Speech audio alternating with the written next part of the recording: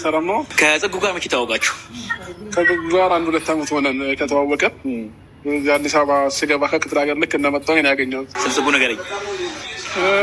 ጽጉ ማለት ያው ረጅም ታይም አብረን ባናሳለፍም 2 ዓመት ባሳለፍናቸው ጊዜያቶች ግን በጣም ምርጥ እህት፣ በጣም መልካም እንደገና ደግሞ በቃ ምን ልበልህ አንዳንድ ጊዜ ከየሆነ ሀገር ወደ አንድ ሀገር ስትሄድ ልክ እንደ ራስ እንደ ቤተሰብ የምታቀርበው ሰው ትፈልጋለህ አይደል? በዛም ታይም ያገኘኋት ዜናትና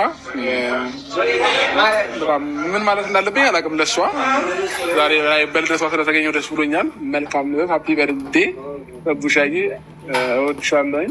ከዚህም በላይ ደግሞ እርግሽ ለመገኘት ያብቃን ማለት ፈልጋለሁ። አሁን ስለ እሷ ተናገሬ ለመጨረስ ሰዓትም አይበቃንም። በቃ ብቻ ደስ ብሎኛል።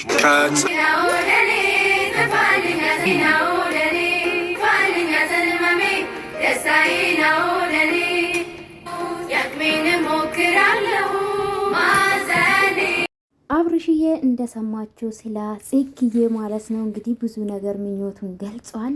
ጓደኛ እናንተ ልብስ እኮ ነው ልብስ ገበና ሸፋኝ።